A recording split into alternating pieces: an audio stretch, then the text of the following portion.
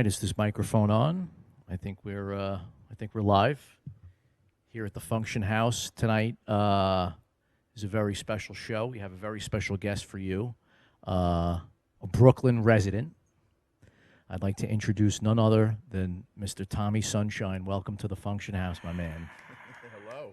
Welcome. How are you? I'm really good. It's great to be here. It's great to have you. You've been in Brooklyn a while now. Yeah, 16 years. Wow. I feel like I've lived. I mean, actually, as an adult, I don't think I've lived in a city longer. Yeah, now that I think about it. Originally from Chicago, right? yeah, on the burbs. Yep. So how was the transition coming from Chicago to Brooklyn? Well, I lived in Atlanta for like 6 years in Okay. between, and then went back to Chicago for like 3, and then came here. But here in Chicago are pretty similar.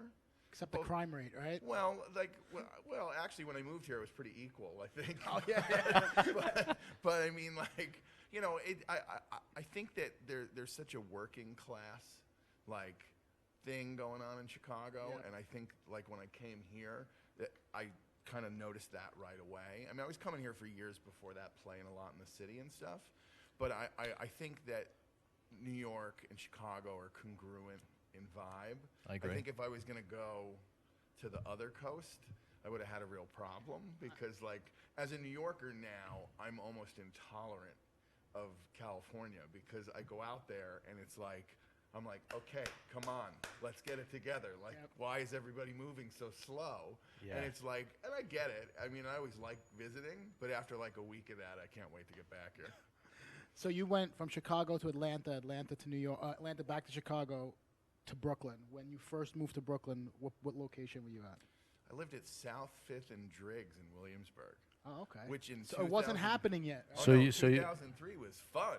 Like, Oh. yeah, I got chased with baseball bats a couple of times coming home, and there was some spiciness So, going on. and in that Brooklyn, was so- that was before the revolution of before, yeah. Williamsburg, right? Oh yeah. It was like 2009, right? 2008, Yeah, 2009. and I was starting to play. There was a club that Larry T and Spencer Product did called Berliniumsburg. They used to do it at a place called Lux on Grand Avenue. Okay. And I started playing there in like 2001. Wow. And it was really crazy in 2001. I mean, like, it got a little better by like 03, but I mean, like, you know, Brooklyn was still upside down at that point. Like, it's not like it is now. I mean, this is hilarious. Were you lucky enough? Were you just renting over there, or were you lucky enough to buy something in Williamsburg? Me and 3 buddies were living in an illegally set up residence in the basement of a building that had our heaters were these industrial heaters that like spit fire out of them when you turn them on. Like every time we went during the winter, we were like, we're gonna die. Like every time we'd go to bed, we're like, we're going to burn up in here and they're never gonna know we're here. And you know, rats would fall out of the ceiling. It was insanity. Oh, that Like, was fun. well, I mean, you know, when I was Very- that age and stuff, it was hilarious. I mean, we had a blast. Like, we were watching The Sopranos one night, and a rat, like, crawled across our kitchen, and it was, like, the size of, like, a Pomeranian. Like, it wasn't like a rat. It was more like a mammal. Like you could have hunted it. And, like, I mean, this thing was crazy. And I just remember, like, me and my buddies looked at each other and were like, what do we do? And it's like, what do you do? Like, what are you going to chase it? Did Like, you we just had guys- to, like, keep our fingers crossed that it got out of the Did house? you? I mean, Horrible. the only encounter that I ever had with like a rat, I like literally almost shit my pants. Of course. Yeah, I You hate know, them. I Hate mean, them if all. they and New York rats are like rats. You They're know, a they're like different size. elephants. Yeah. Well, they want to fight. Like, Yeah. They want to actually fight you. Like, it's a whole other thing here. Well, it's funny. There's a in downtown Manhattan. There's an area where it's like it's just like normal to see like rats just walking by you like in a park, like right by where the Chinatown? courts. Yeah, where the courts are in Oh, downtown Manhattan. It's terrible. You know, they actually like push the pedestrians out of the way to get across the street. Sounds about right. So Tommy, tell us how you got into the business. Like, who was some of the influences growing up, and why'd you start DJing? Well, you know, for me, it's a little different than a lot of, like, the stories that you hear now, because now people, you know, they get into the business because they want to, like, become a thing or whatever, you know what I mean? They're like trying to like realize a dream or something. Yep. I was just a kid going out to clubs for almost 7 years before I started to DJ. So I started going out in Chicago in 1986 when house music was like just starting to be called house music. Like Yeah. we were just like going out and dancing and having fun, and they just started calling it this thing. And you know, for a good like 6, almost 7 years, like you know, I was just running around like partying, chasing girls, having fun. And then like all of a sudden, all the promoters at all these raves were like, okay, you're here every Saturday night. You're on the dance floor until the sun comes up every single time we throw a party. You need to start to play.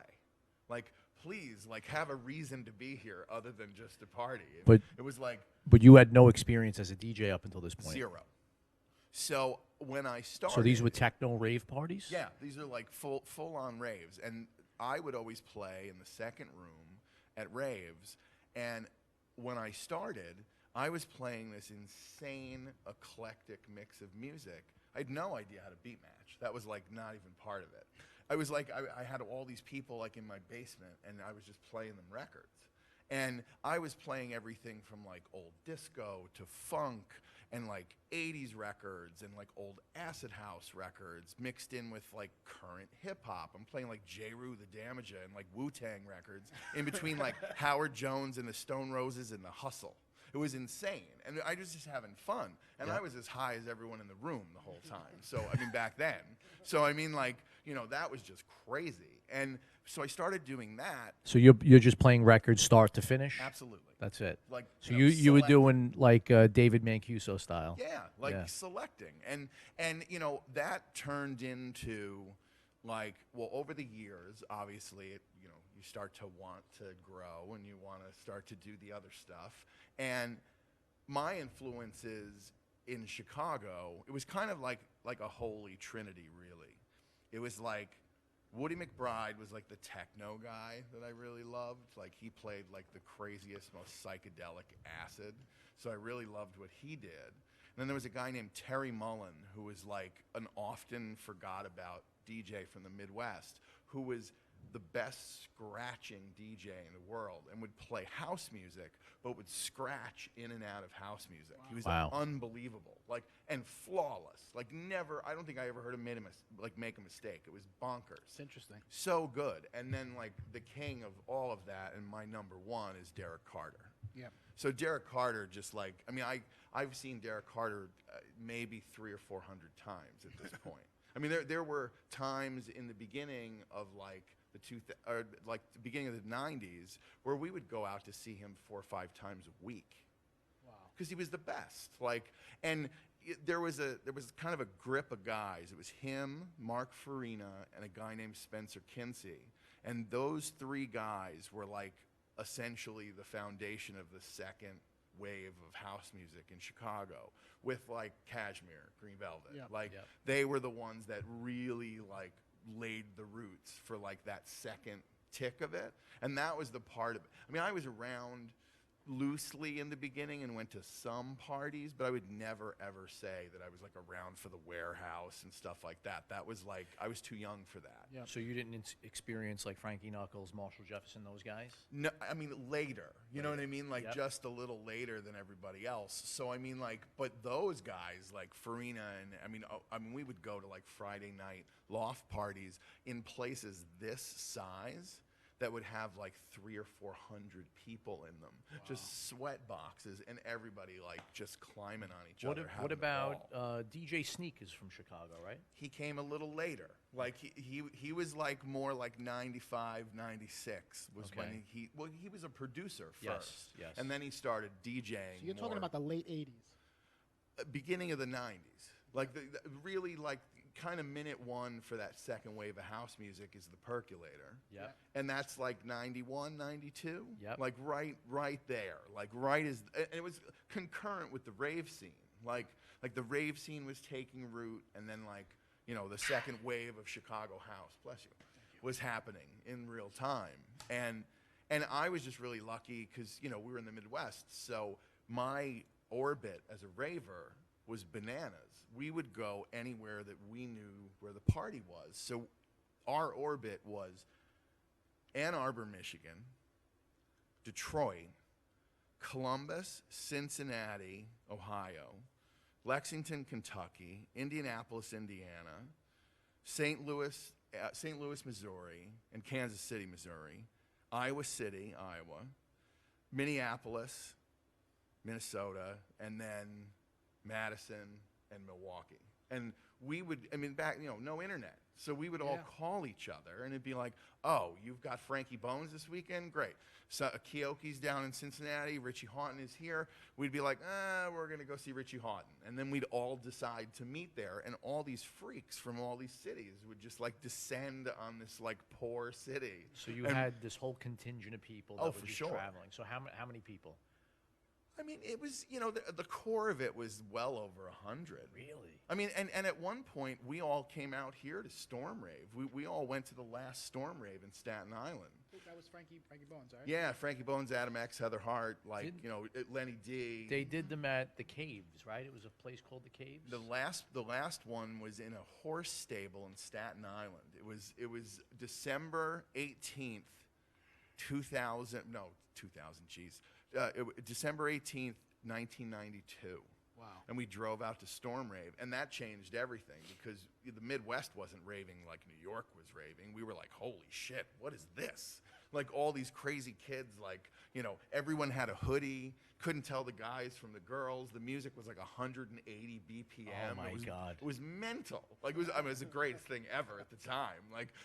But what an incredible experience. And then like, taking that back to the Midwest, I was with Kurt from Drop Bass, and then he started throwing those kind of hardcore parties in the Midwest. So I was always kind of straddling the house world, the rave world, and then always kind of had my hands in all these things. And then I moved to Atlanta, and I started running Satellite Records for Scott Richmond, who had the store on the Bowery here in New York. Yep. And they opened one up in Atlanta, and I took the helm of the Atlanta shop. And I was, expanded it even more because then that was like trip hop and drum and bass and trance and techno. And, we were kind of like reshaping the music of the Southeast down there. So you were working in the store, you were the buyer of the music? I was the buyer and manager. So, it was like, I at one point I had like 12 kids working for me, which is hilarious because, like, can you imagine me as a boss? Like, what the hell's that? But for some reason it worked. And we just, I started, I got like the big residency on Friday nights down there. And, everyone would come out because they knew I was going to play all the new records. Yes. Yeah. It was really like that was the debut of all the new stuff. I would just like pack up all the white labels and stuff from the store and just play all this new music that no one had ever heard before, and horribly because I was a terrible DJ back then. But I learned, and it got better over time. I learned on the job. You know what I mean? Like that's well, that's how it happens, right? In the best cases, Like yeah. it's something where you weren't sort of pushing it; it was just organically happening for you. Well, I also wasn't like jockeying to become anything. Like Right. that. That's the difference. Yes. You know what I mean? Like now, like people want to get into dance music because they want to be Zed or they want to be Skrillex. They see the money that Of these course. people Well, are making. And yes, Right. they that's what's want to attractive. be the celebrity. Because look, DJs now are huge celebrities. It's mental. What I've seen this go through and how much it's changed from the time where we were like messing around, playing records, having a good time, to now it's like a multi-billion-dollar industry. It's comedy to me because it's changed so much. Well, I also feel like what it has done also, like what social media has done, is like for some of the old school cats, right? It has given them a resurgence. For sure. Yeah. Like where now I think they're playing more than they've ever played in their life. It's funny. These, thanks to like Glitterbox and Ibiza and, like situations like that. The Todd Terrys of the world and the Armand Van Heldens and people like that are maybe in the glory days of their career. I know. I agree. It's really wonderful because you look at those lineups for, specifically for Glitterbox, and it's like Arthur Baker, Jelly Bean Benitez, like all these people that like you'd always wanted to see, but Yes.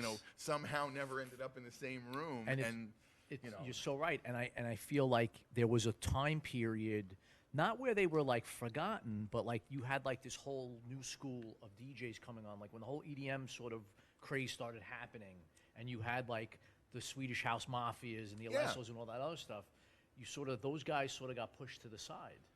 Well, it's funny. I mean, that happened more than once in my run. I mean, I watched I watched the rave scene hit America, and like people had all these high hopes for that, and that was all unfounded. Yep. And then there was electronica, and we watched that implode. Yep, I and remember then that. it's happened several times already. This EDM was no different. It was just another like run up the roller coaster. Well, now it's tech house, right? Well, yes. everyone- I mean, like and what's funny is that to us, like when we're in it, like we think that something is like happening, but what we think is happening takes years to really happen.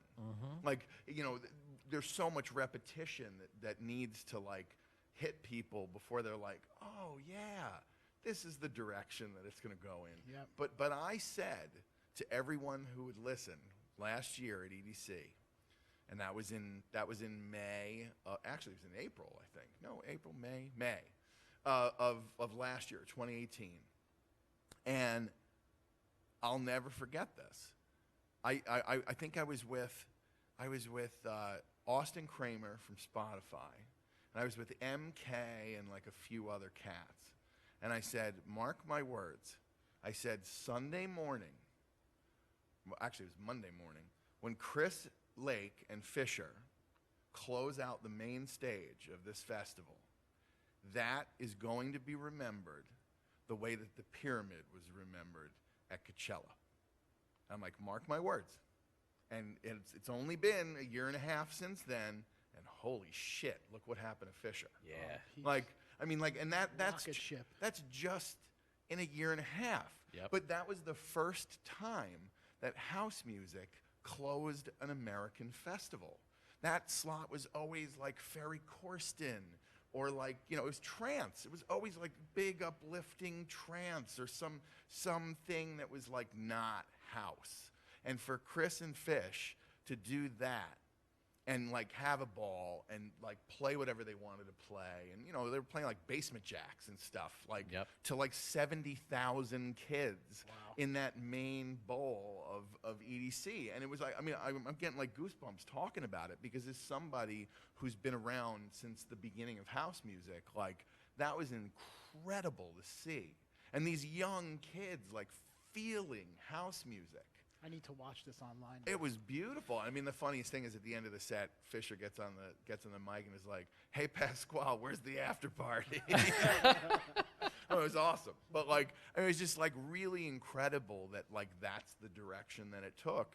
Yeah. And look, in 18 months, look where we are. I mean, like every aspect of everything is just permeated by tech house now. Yeah. And it's not really. I mean, I guess we can call it tech house, but I feel like we're waiting for a new name, because it's not the tech house that we know. Yes. It's not Loco Dice. It's not like what has been tech house. I think it's got like, the Fisher Losing It record has crossed over, right? It's now mainstream. Yeah. So it's like, it's like a more commercialized version of sort of tech house. Yeah, right? it's American tech Yes. house. You know what I mean? Like, and even though he's Australian and Chris is British, like, it's like they're making what is essentially American tech house, and it's like this very specific EDM offshoot of tech house for sure. Yep. And it was funny. A few years before that, someone pointed out to me, I was at the Dirty Bird party in Miami, and somebody leaned over to me and they were like, "This is EDM, right?" And I was like, "No, it's not. This is like house." And they're like, "Listen." They're like, "Listen to these build-ups. Listen to these breakdowns. Like, listen to everything in these records. This is EDM." And I was like, "Oh my God, you're right." After like really listening to the records, I was like, "Oh my gosh, they actually like Trojan horsed house music into the EDM kids' like minds. It's amazing." Well, I think they had to do that. Well, right? I mean, God bless. I'm happy we're here. You know what I mean? Like, I'm super happy to be back to playing house music again. You know what I mean? Like, I got a question for you. yeah. So, I got a bunch of questions for you. Ed. One of the questions I have for you is, do you think that the nightclub, as we've known it, is going to fall by the wayside now because of the way the festivals have sort of taken over, and you have venues like the Brooklyn Mirage Sure. that are selling out every weekend, and you have all these clubs that are struggling to stay open? Like, where do you see that? Like, how do you see that unfolding? Well, I mean, what I think we're looking at right now is, I mean, first of all, that is unfortunate. I mean, of course, I love going to Brooklyn Mirage. You know, the shows there are incredible, and it's amazing to be in a crowd of that size. But you lose something exponentially when you're hearing somebody play outdoors to 6,000 people. Right. Like, there's an intimacy that, like, gets stripped away from that. And I mean, I hope that clubs are able to continue, but I think the real direction that we're looking at right now is that there has to be a resurgence of the underground. And that's up to the kids. And that's got nothing to do with us. We won't even know about the parties. Yeah. They won't tell us. And we shouldn't know because it's kids. You know what I mean? Like, they're like, 16, 17, 18-year-old kids throwing illegal parties in, like, asbestos-filled warehouses and, like, doing it all over again. Yep. But that's what needs to happen. If we're going to build this back up to where it was, then the kids are going to have to take the reins, and they're going to have to do it their own way. They're not, I feel like there's no bad kids out there anymore. Everyone's just on everyone's on their iPhones now. Well, because it's the truth. I mean, I was talking about this with somebody today. It's just like when we were 14, 15, 16 years old, the shit that we were doing, and the way we looked at 14 or 15 years old, I was we walking looked into Palladium. we looked 23 years old, Yeah. right?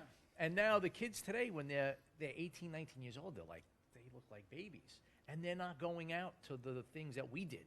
No. They're not even drinking. It's crazy. I mean, like, but like I said, like, in order for this to, like, reinvent itself, I mean, Bad kids running around. to be fair, like, when I started raving, that was a totally different experience than when I started going out in '86. Those house parties and stuff had nothing to do with raves. Like, they were on different drugs. They were like there was liquor. There wasn't liquor at raves. Like, nobody wanted to drink at a rave. You know what I mean? It was like, all acid, right? So and everything else. But, like, I mean, like, it really changed in just that short of amount of time, from '86 to '92. And then by the time, like, Electroclash hit here in New York in the early 2000s, and I was all wrapped up in that scene was amazing too. But that scene was completely different from the rave scene. And then the blog house scene came in the middle of the 2000s, and that was completely different from Electroclash. Yep. And then EDM came, and it was completely different from the blog house scene. So all these scenes had completely different feels, different atmospheres, and it's time, after a decade of EDM, and I mean, we can safely say that it's been a decade now, because, like, Guetta's, Jetta and the 2008, Peas, I Got a Feeling, yeah. that's EDM. That's the beginning of EDM, and that was 2009. And here we are 10 years later, and I feel like we're at the very end of what had come before, and now we're standing on the verge of this great expanse of something really incredible that's about to happen. Good way to put it. So, how did you start playing these big festivals? I mean, Honestly, how did that happen? The music. I mean, it was the music I made. You know what I mean? Like, that's really what it was. I mean, I got booked for my first Ultra in, like, the mid-2000s. So I think I played Ultra for the first time in, like, 2004, 2005, So what was like what was the record that you put out that really caught fire and people started booking you for these big festivals? Well, it's funny. That happened a little bit before that. The first big thing that I made, I made a record with Felix the House Cat called Silver Screen Shower Scene that was, like, his biggest record. And I wrote that record with him in, like, 1999. And from that, I started to get all of this remix work. And all of that remix work built up, and I was doing lots of stuff for, like, labels in Europe and stuff like that. And then all of a sudden, the majors started calling. And So that's when they were paying for remixes, No, right? I mean, I did remixes for like 15, 20 grand, like back in the day. It was insanity. I mean, like that would never happen now. You know what I mean? Like you would have to be, I don't know who you'd have to be to get 20 grand for a remix, but it's not me. So I mean, like, you know, that was like exponentially bigger than what you're getting now. And I was doing crazy stuff. I was doing like Panic at the Disco and Fall Out Boy and Good Charlotte and like all these rock bands and turning these rock songs into like acid house records. We were using all outboard gear, using a 303 for the bass line, and we were having a ball like making all these records. Yep. And we were making tons of money and putting these records out. And then that was the blog house scene. Like that was like where I really, but that's what got me into the first Ultra. They had a stage with like Mastercraft and like Chromeo and they were like, "Oh, you got to play this stage." And it was like, and I went and played all those records and it was awesome. I mean, Ultra was very different back then. I mean, one of the years of Ultra, The Cure was the headliner. I don't know, people forget shit like that. Wow. I mean, like, you know, they would have like a live headliner, like a band, like it was like a rock festival, you know, and then because they were like a little gun shy to make it all DJs because they didn't think people would come. I mean, which is hilarious now, you know what I mean? Like, now it's like you set up a DJ in a field and there's like 1,000 people, and you're like, how did that happen? You rent out a pier, play one DJ, and sell out the whole place. Yeah, I mean, it's crazy. But I really think that the best thing about this moment right now is that there's a kid that we don't know about yet who isn't signed, who is probably 30 tracks deep into a hard drive, and he hasn't played his music to the right friend that's like, yo, you got to send this stuff to labels. And he's recreating like what we know as dance music.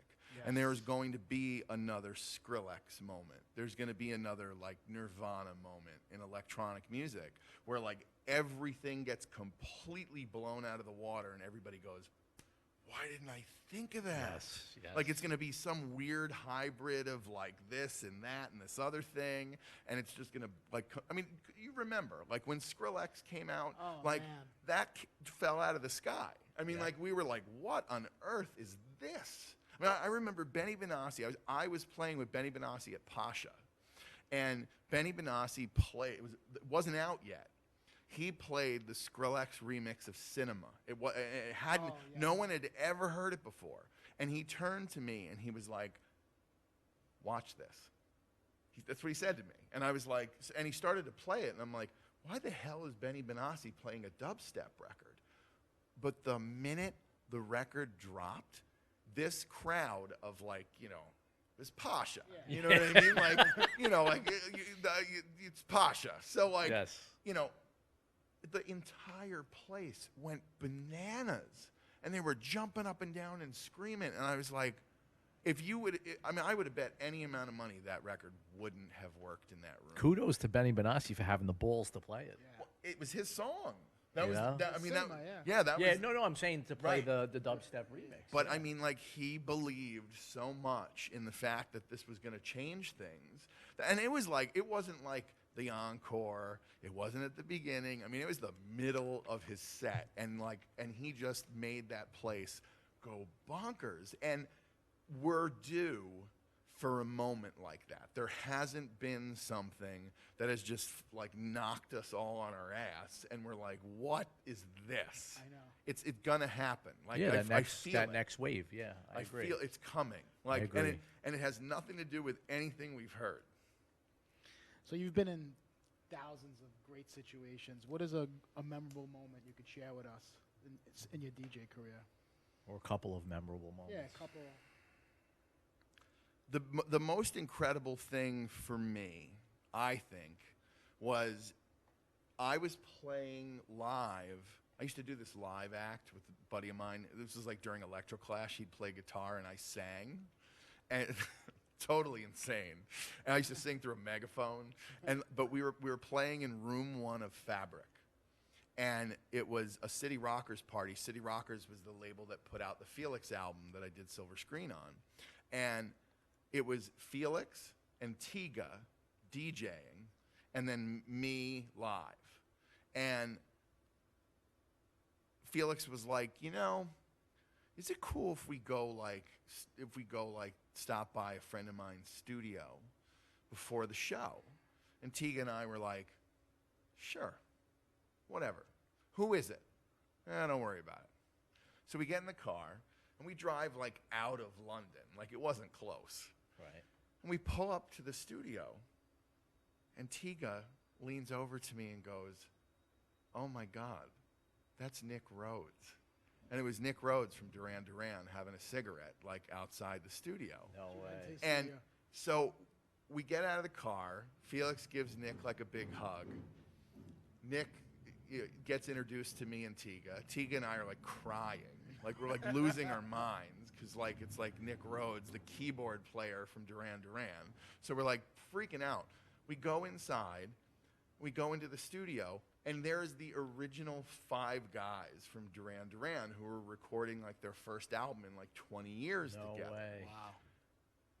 But I instantaneously did not care at all about Duran Duran because in my peripheral vision, I looked over to the guy who was sitting dead center at the SSL, and it was Nile Rodgers from Chic. No way. Who was producing the album.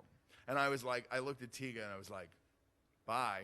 I was like, I just want to talk to Nile Rodgers. I pulled up a chair and I just started like chewing his ear off. Wow. Because I'm a huge Chic fan. Like, I mean, I love disco. So I was like, I couldn't even process all this, right? And it was just insane. And like Simon Le Bon's like playing the songs off Pro Tools and like asking us what we think of the songs and if there's anything what do you think? Like, should we change anything? I'm like, why is he asking me like about this? And I'll never forget up in the Pro Tools session, the name of the session where they just had the bounces of all the songs, it was DJs in the House.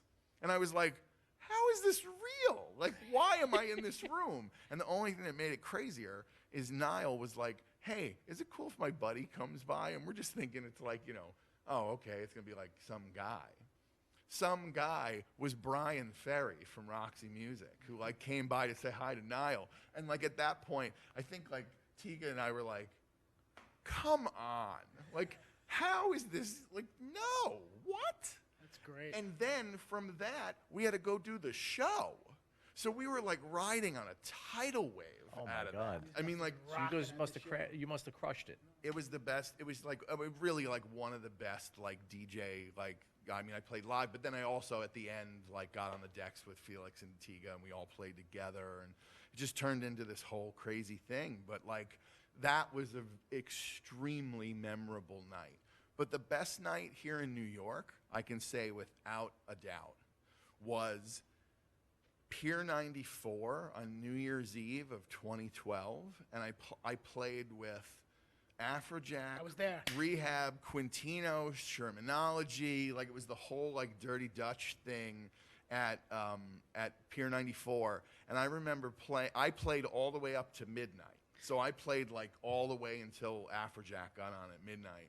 And I remember looking out at that crowd and going, there's way too many people in this building There was right at now. least Like, 10,000 people. oh, it's Was that the insanity. first year they did Pier 94? No. No, I don't think One of the first, I think. Yeah. Or at least in It wasn't in, the first show they did. Yeah, New Year's for Eve sure. Was definitely, But it I was a there. big one. I had a table to the right of the DJ booth. It was mental. I mean, that was really, really an incredible night here in New York. It really like, was. I mean, like, and and just a lot of great nights at Pasha too. I mean, I played with Calvin Harris at Pasha in like 2011. Played with Benny a couple of times there. Like, did some shows of my own there. Like, really, really. I mean, I miss that venue a lot. I think New York as a whole misses Pasha. Yeah. Yeah, well, there's no, There's nothing in there's New no York. true nightclub, like house music nightclub in Manhattan, right? I mean, and we had Output, and now that's gone. Yeah. And it's Cielo like, gone. right. I mean, all these spots that were like, kind of the standbys. They left Manhattan. They came to Brooklyn. Yeah, I mean, and listen, I've been to great shows. I mean, I went to see Ante Up, Chris Lake and Chris Lorenzo. Saw them play at, oh gosh, I'm losing the name of the club now. In Brooklyn? Analog. Analog, yeah. I love that club. Like, great club. That's and you know what's funny? There's a lot of the Pasha crew there. Well, a lot of the people that used to work at Pasha. It's are in right Analog. here It's too. right which is here. great. Yeah. I mean, like that. But I've seen a few shows there that have been really great. Well, and I mean, what's great about that room is that it's that old school nightclub feeling when you're in there. You know, just like 4 stacks, not too crazy of a light show. It's all dark. Have you played know? there? I haven't played there yet. No. Yeah, maybe we'll do like a Function House event there and have you play. We should. Yeah. I'd be down for that. I mean, like, listen, you know, it's funny. It's like things have changed a lot, and we're in this kind of like growing pains Yep. thing right now. Yep. And it's going to get great again. I mean, it always does. I mean, this is all so cyclical. I mean, it's always been that way, you know, and having seen it, you know, I'm approaching 30 years of DJing in a couple years and, like, you know, going out for 35. So, which is nuts. I mean, I can't even, like, process that. But after seeing so much of this stuff, like, it always comes back around. And I think that, like, you know, I count it as a blessing because there's plenty of people who are my age who have been through this as many times as I've been, who always want to harken back to the good old days, and they always like think about it in a retro way, and they're like, yeah, but you kids don't understand. Like, It's I a have, problem. That's I have- bullshit. I have problem. never thought about it like Yeah, that. you like, can't. I can because tell by the way you speak that you don't think about shit like that. well, I just love all this new music, and this new music would have never happened if there hadn't been this like complicated tapestry of music that's come before us. Right. So if there wasn't EDM and if there wasn't Blog House and Electroclash and Electronica and the rave scene and Chicago House and Detroit techno, we wouldn't have this. Exactly. So you have to have all of these movements and these things to Right. get to the new stuff. And as long as it keeps progressing, which, I mean, come on, like every week I go to do, like, I mean, I have a Spotify playlist that I update, like, on the regular. I mean, I pretty much put tracks in it almost every day. But, like, I'm going through new music, and I can't even, like, process what's going on. Tons Like, of music I'm is like, coming out. what? You know, I do the same thing I've been doing the entire time. You know, the minute I find it, I'm like, oh, I don't know who that is. Straight to the socials. Follow on Instagram. Follow on SoundCloud. Follow on Twitter. Oh, they're following me on Twitter. DM them. Hey, send me a zip of all your music. Awesome. Oh, you've got these demos?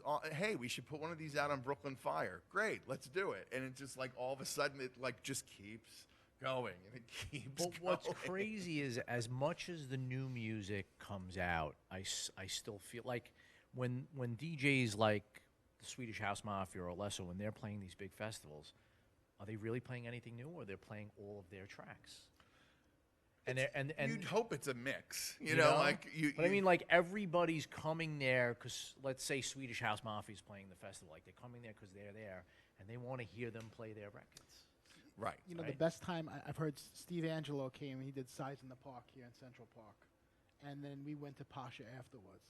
And everyone who bought a ticket for the after party at Pasha thought he was going to play all his stuff. He actually got on the microphone and he goes, I'm not playing anything that you think I'm going to play. Mezcal Kid. And I was That, like, that was his alter this is- ego. He would this go is on this amazing. crazy thing. And he played, and it was the best I've ever heard Steve Angelo play. Yeah, of course. I And mean, he like, was just playing dirty beats, and I'm talking about he was going like for hours, like 8 o'clock in the morning. He was still going. Yeah. he played a record. Me and Barbie Moore did a record on Calvin Harris's label, and we actually made the first record on Calvin's label that wasn't Calvin, and it was called Body Jack, and Steve played it in the park, and he played it at Pasha, and it was like oh. Well, cool. I was like, well, this record must work then. Oh, you were there that night. Yeah. I mean, like, it was crazy. I mean, like, but, you know, whenever you have a situation where, as a DJ, you're given the freedom to play whatever you want, that's when you play your best. Yep. Always. I mean, these guys, you have to think that, yeah, they make these hit records, but it's tired going out and playing these and just going through those motions. They want a club like Pasha where they could just let loose and play some dirty tracks. Well, those guys all came from like vinyl too. Yeah. I mean, they were all DJing on vinyl. I mean, I remember that like 03, 04, like Steve Angelo, Eric Prydz, those like filter disco records. I think Yes. Mixmag called what they were doing at the time Stadium House, which really, funny enough, was quite prolific. Like if you really think about it at the time, like there was really nothing like that, and for them to call it that, Stadium House. I mean, it was really setting up EDM, really. Yeah. And like, but this was like, you know, a good 5 years before that. But Prydz was making, you know, these like crazy filter disco records that were massive. Eric's And- one of my favorite DJs. Oh, I mean, Yeah, you know, his when he goes down that 80s like really melodic synthy stuff, like he can do that better than anybody. I seen him in Brooklyn. He was at a tech support party. Amazing. Nice. Visuals, everything. Yeah, I mean, you know, listen, and look where, you know, come on, like you listen to Eric Prydz in 2019, and you take that and you take Call on Me, and you think about like how do you get from A to B? Yep. But that's what it's about. Yep. You know what I mean? The Like evolution. that's really what we're in the middle of witnessing right now. So a lot of these guys have alter egos now, right? Yeah. Because they want to be able to play the non-EDM type of house music, right? I don't know how I feel about that though. I feel like they should, if they really want to go in that direction, Just play it. just go in that direction and do it as yourself. Like that's how we can make movements happen. You know what I Right. mean? Like doing the pseudonym isn't going to help anything. Well, I guess Like, they don't want to mess up their finances. You know, they're still getting booked to play this certain way. yeah, I Now mean- they can go out as an alter ego and play I mean, this way. I get that to a point, but like, you know, creatively, that's not my favorite move. No, you know I what get- I I mean? get- Like, I get what yeah. you're saying. That's- I mean, look at David Guetta. I mean, like before he became like this mainstream act. I mean, like he was very big in the house music scene, right? In Sure. the underground scene, and then, like, I think what catapulted this whole the craze is like when he started collaborating with these mainstream artists Yeah. and making. Oh no, for Yeah. sure. I mean, that's You know? unarguable. Yeah. Like, Kid Cudi, he's the all those guy. records, Yeah, I and mean, that album changed everything. yeah, you it know, changed like everything. the record with Kelly Rowland, and like, I mean, those records were incredible. Like Yeah. Memories, the Kid Cudi thing. Like, Yeah, I when mean, Love takes over was a great record. oh my God, Yeah. it's still a great It's still a record. great You go record. listen to that, and you're like, man, that held up. Like, Yeah. you're like, wow. Like, I mean, there's a lot of bad EDM. Yeah. I mean, and unfortunately, like I think that's the only kind of drawback I think that we have is that as an industry, we let this decade of music.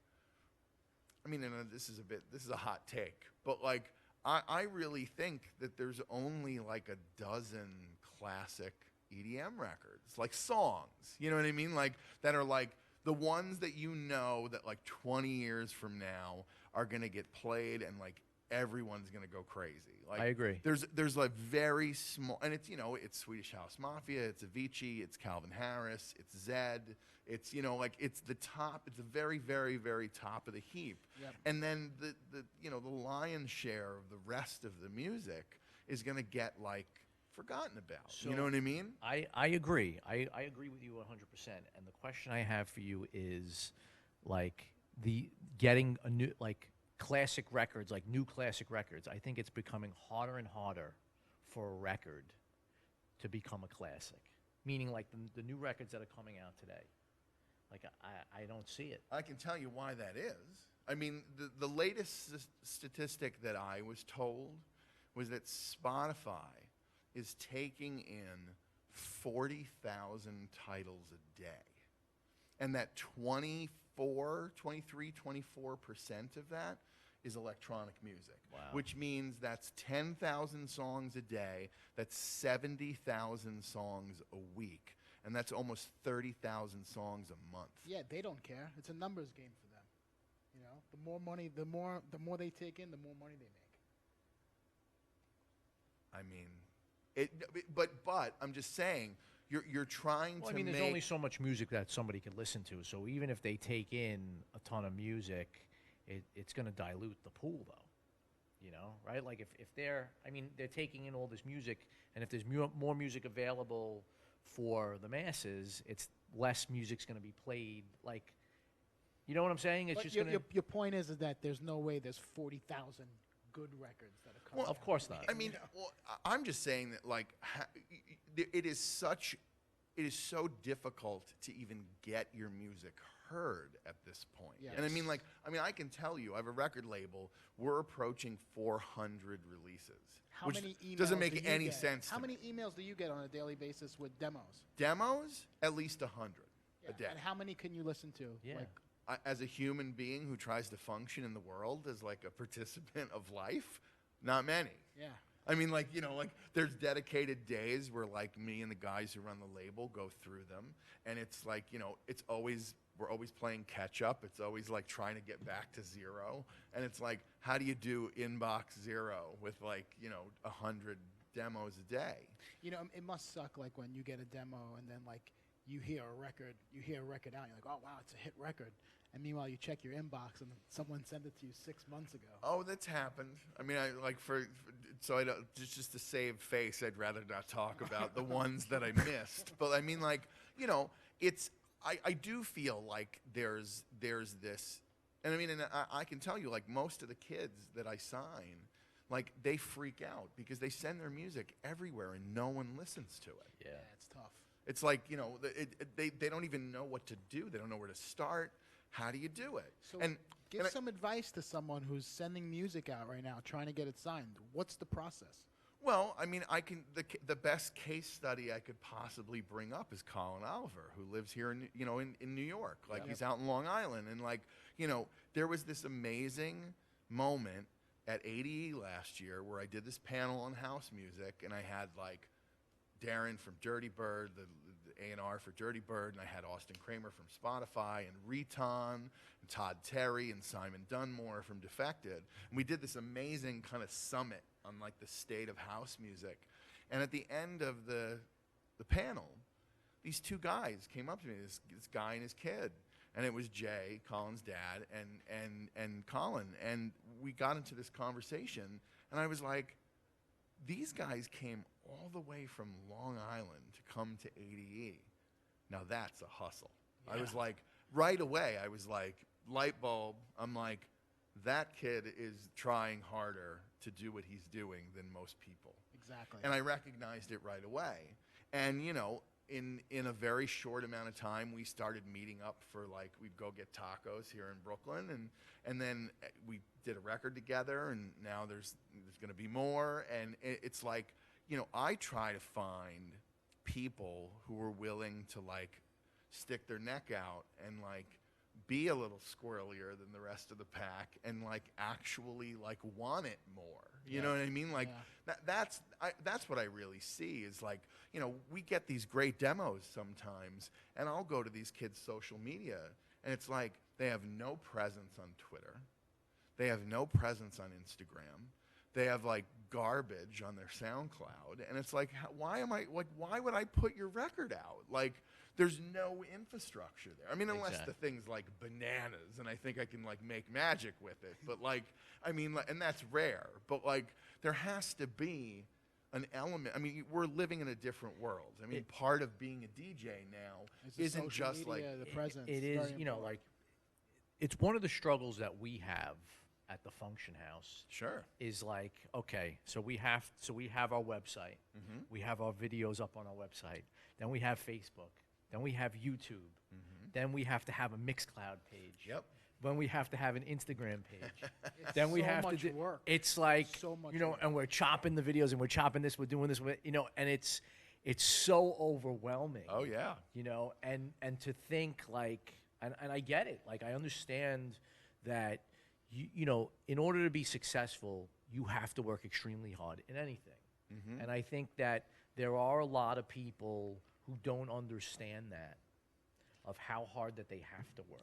But there are so many good producers out there that feel like, I don't need an Instagram page. I don't need my Facebook to look like this. Nonsense. I don't need to have a SoundCloud page. Unfortunately, that's nonsense now. It is. It's you know unfortunate, what I mean? Like, but it's the all reality. perception.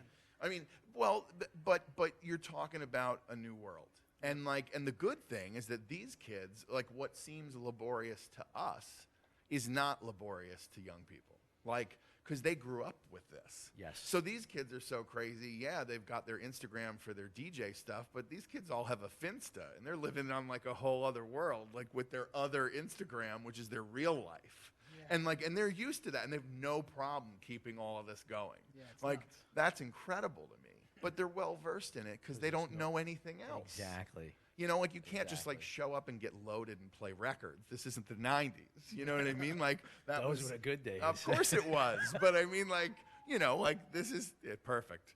But like, you know, but like really though, like it's a different world.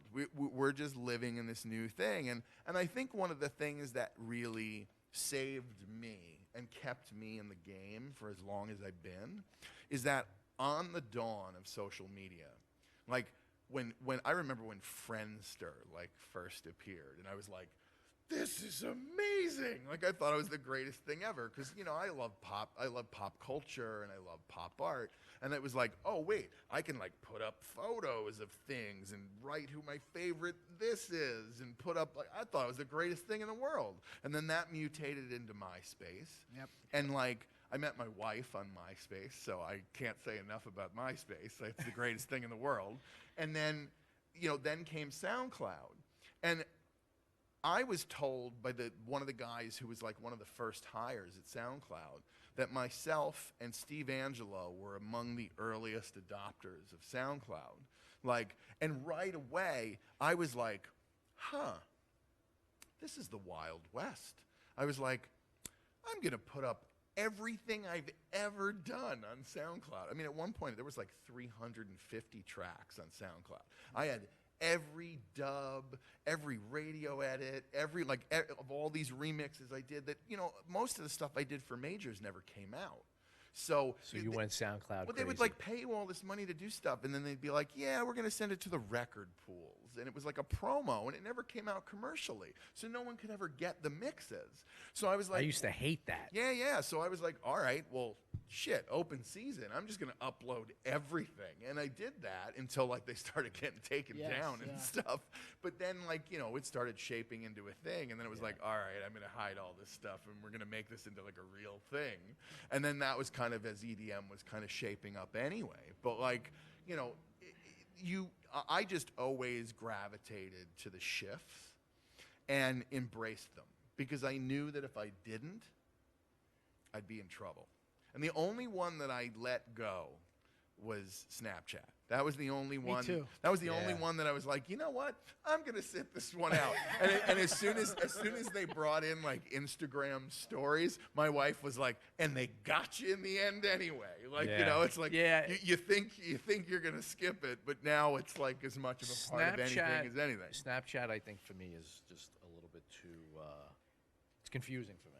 Well, you know what? I mean, listen, again, this goes back to like the new wave for the kids. The kids have to have their own shit. You know what I mean? Like, and the reason why Snapchat's so big with kids is because their grandmother doesn't have a Snapchat. Their grandma has a Facebook page. No kid wants a Facebook page. That's for dinosaurs. You know what I mean? They want nothing to do with that shit. The truth. And I love that. You know what I mean? Because, listen, if I was a kid, I remember when I was a teenager, dear God, if my parents did anything, I would do the opposite. Yeah. So I see it. I get it, you know? But I have the most belief, and this goes beyond just music. Like, you know, I'm an activist as well, and I'm not going to go down that black hole, but I can say this. Like, I think that the millennials are going to be not only the ones that end up saving music. Well, actually, it's a generation, what are they calling them, Z now or whatever the hell it is, the kids under the millennials. But it's like they're the ones that are not only going to save music, but they're going to save the frickin' world because they're all so woke. They know about climate change and they know about all this other stuff. And they're like, you know what? We've got it. Don't worry. We've got it. And they're the ones that are going to they're going to get it. I have all the hope in the world. I feel like the millennials are space cadets. No, they're not though. They're the ones that are the most like LinkedIn. It's so crazy. Well, I mean, yes, yeah. I mean, they might be playing video games well, for like too many hours a day, but they know what's up. There's one factor they're missing, and it's the common sense factor. Well, millennials do but- not have the common sense. But hang back on, the only reason we had that was because we were crazy and we went out and did all this fucked up shit and got in all these crazy situations and went into parts of the city that we weren't supposed to go to. And you know what? When you do dumb shit like that, you learn.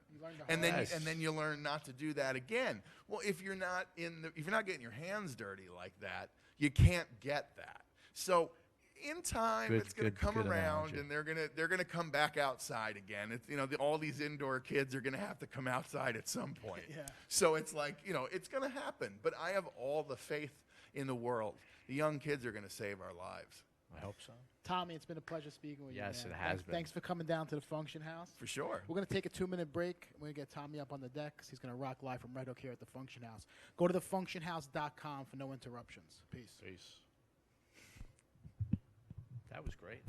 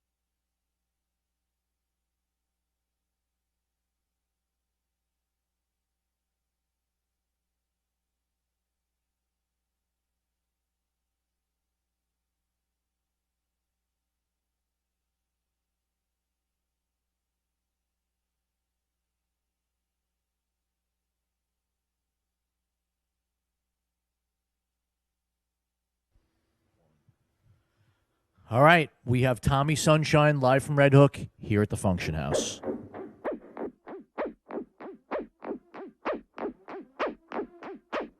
I got that work. I got that work. I got that work. I got that work. I got that work. I got that work. I got that work. I got that work. I got that work. I got that work. I got that work. I got that work.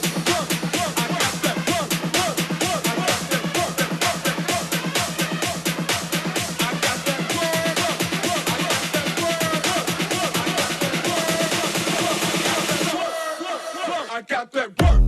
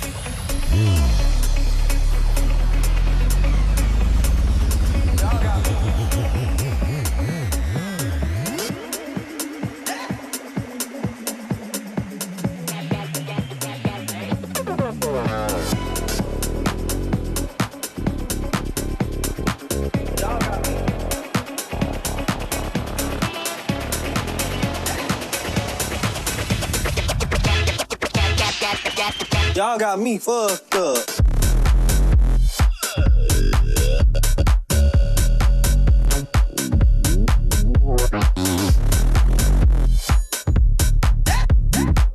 Y'all got me.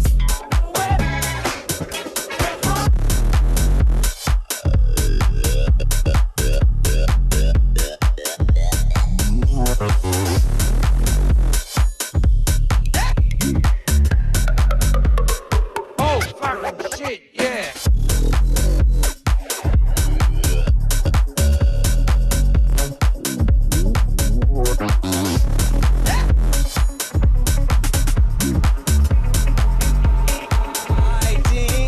Yeah.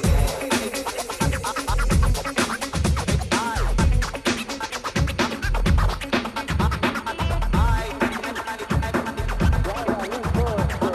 Y'all got me. Y'all got me fucked up. Y'all got me. Y'all got me fucked up.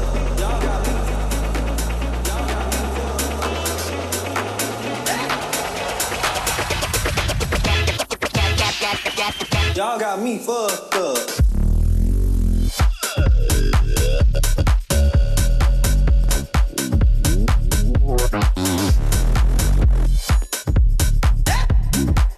Y'all got me.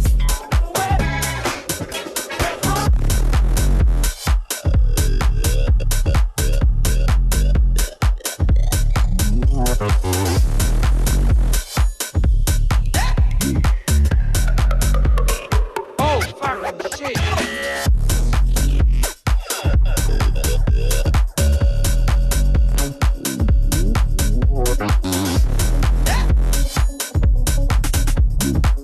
Y'all got me.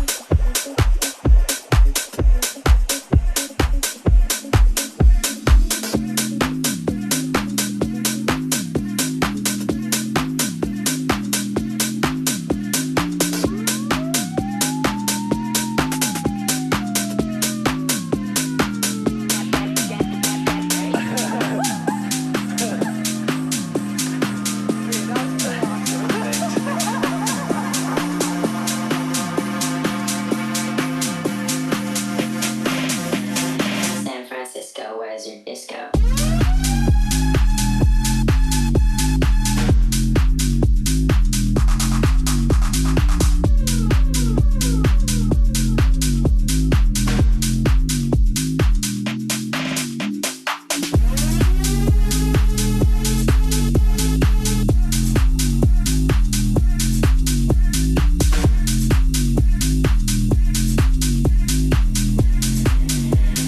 San Francisco, where's your disco? I was supposed to go out there for like a semester of college, and I ended up never leaving. It's that energy on the dance floor that I think has, helped house music completely thrive from there. There's definitely like the leftover hippie vibes from the 60s and 70s, I think. It's just a great place to go out. There's something going on every night of the week, and people there are fun. It's just, I love it. San Francisco, where's your disco?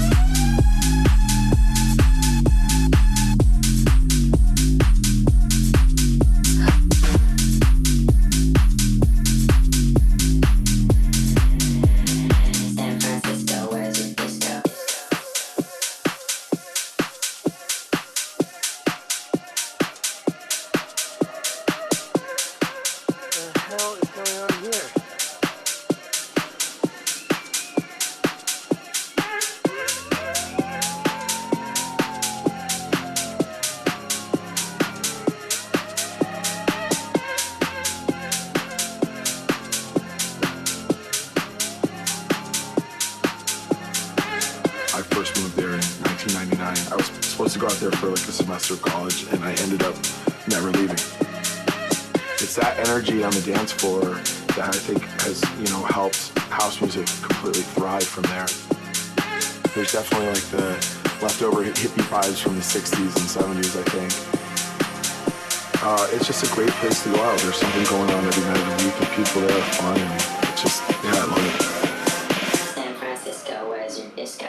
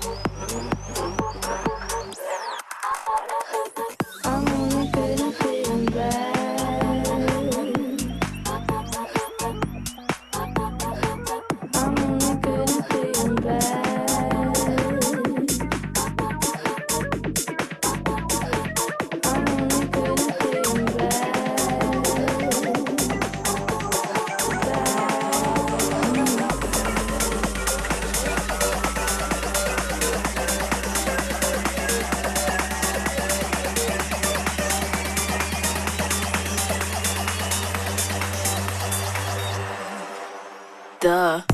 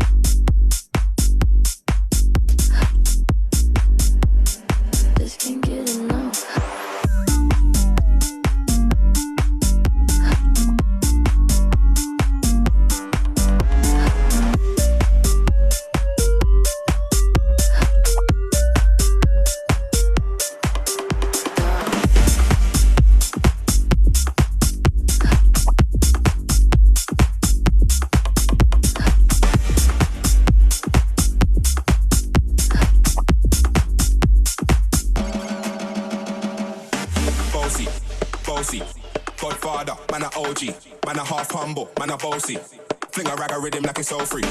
Bossy, house on the coast G. My money so long it doesn't know me. It's looking at my kids like I'm bossy.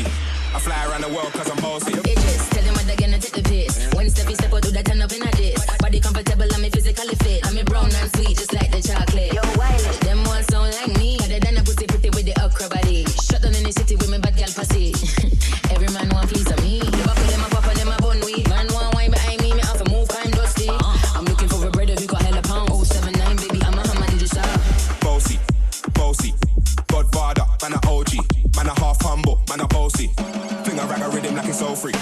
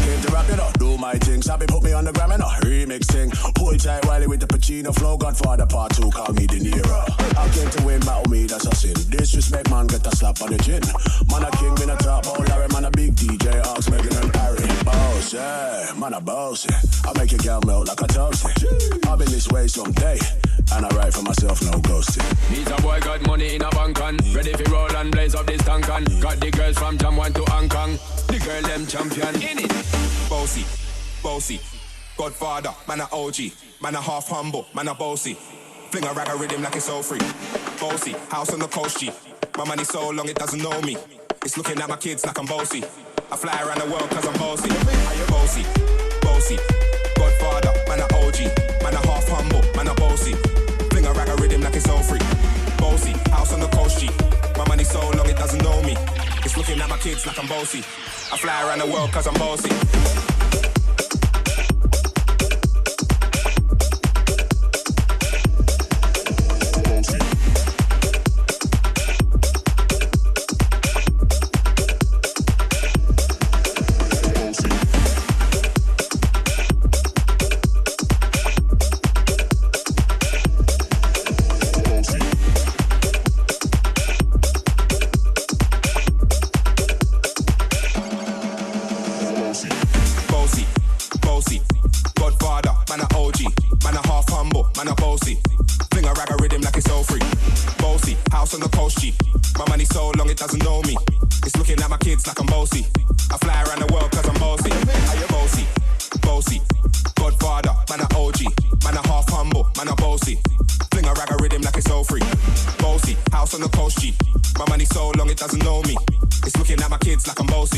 I fly around the world cause I'm bossy.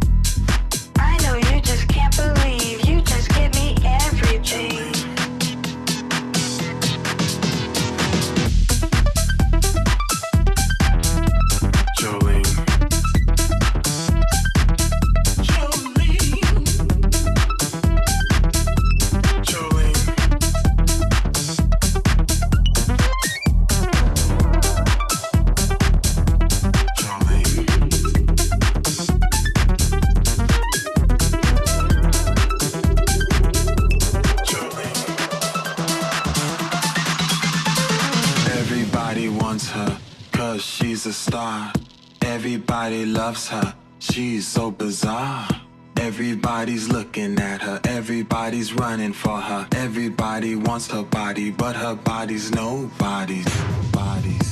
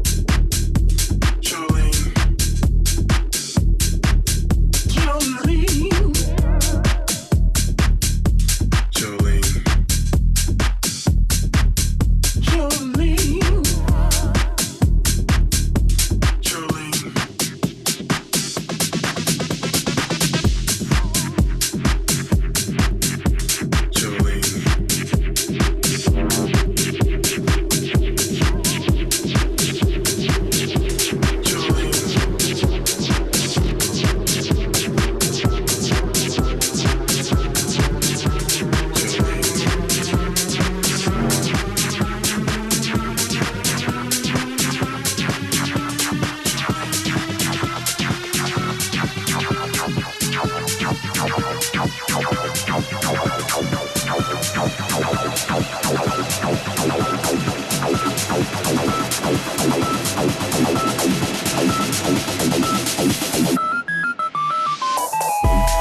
business.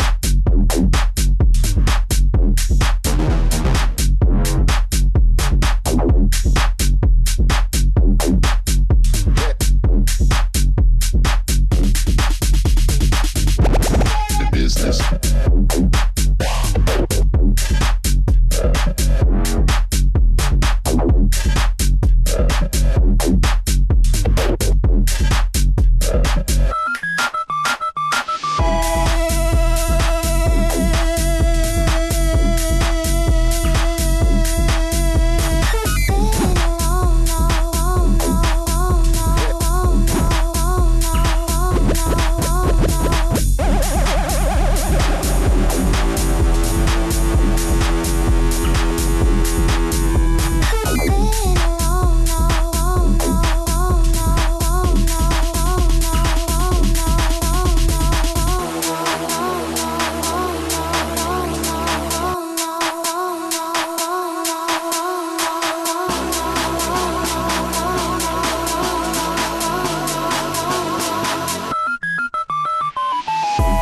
The business.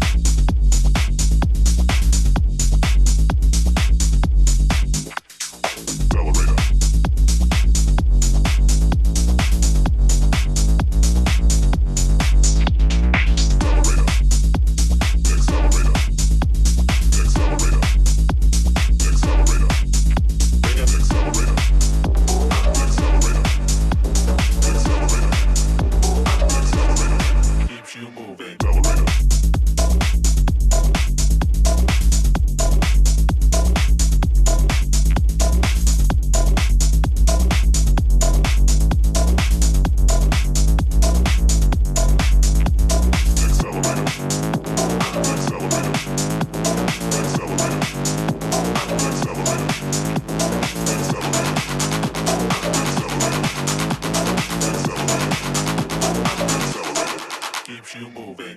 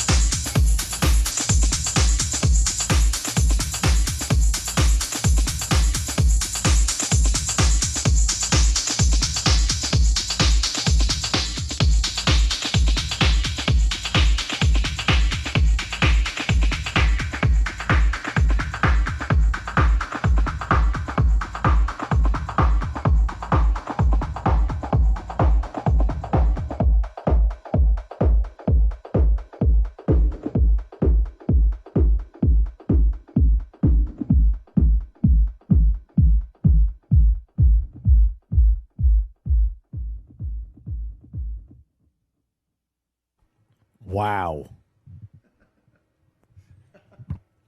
That was amazing.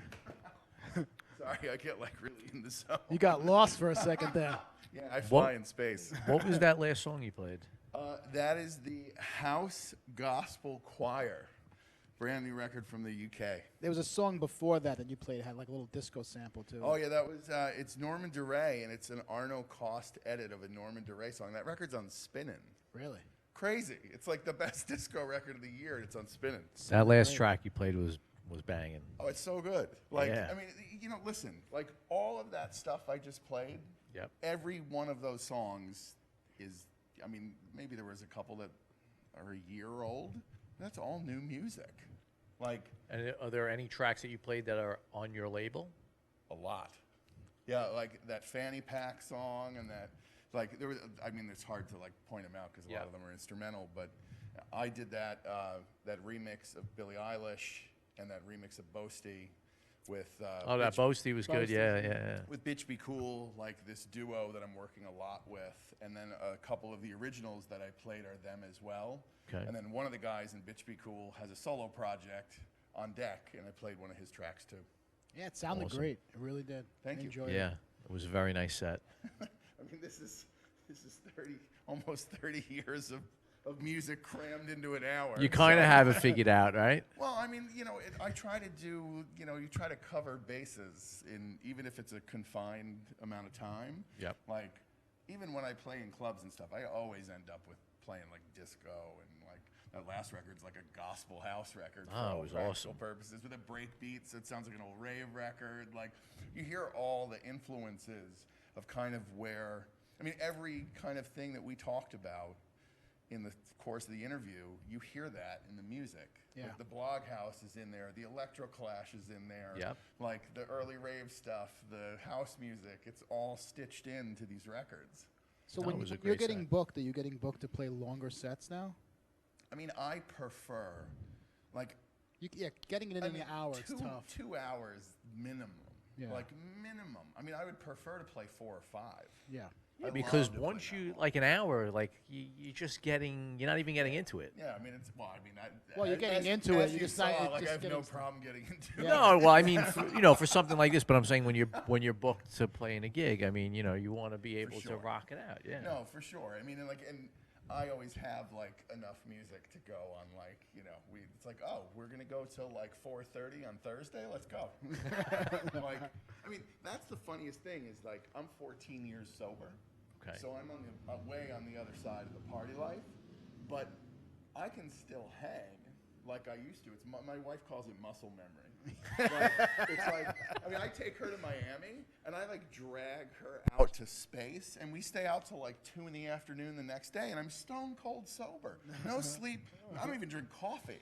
Like no Red Bull, nothing. Like I'm just on the dance floor. And if you put me in that environment, I'm good. Like I can just keep going. Muscle memory. That's No, great. I mean, you can tell when you were playing up here how you were like into the music, like you know.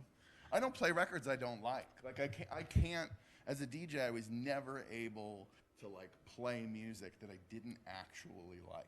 Yeah. Even during any stitch of this, like when you heard me play at Pier 94, I mean I was playing obviously very different music. But at that time, those were the records I really liked. Like I can't fake it. So you're not going to play music for the sake of playing it because somebody booked you a gig to play your music No, that I you won't never do play. it. I mean, that's the thing that, I may not have had as successful of a career as many of my contemporaries, arguably. You know what I mean? Like, it's all subjective anyway. But, like, the one thing that I've managed to do is that in a 20, however many years, going on 30 years that it's been, the moment of the night is still up to me. That's right. I don't have to play that one record that everybody stands around and waits for me to play. And like, they literally stand around until the very end and then you play the record and then the whole place goes crazy. That must drive those guys nuts.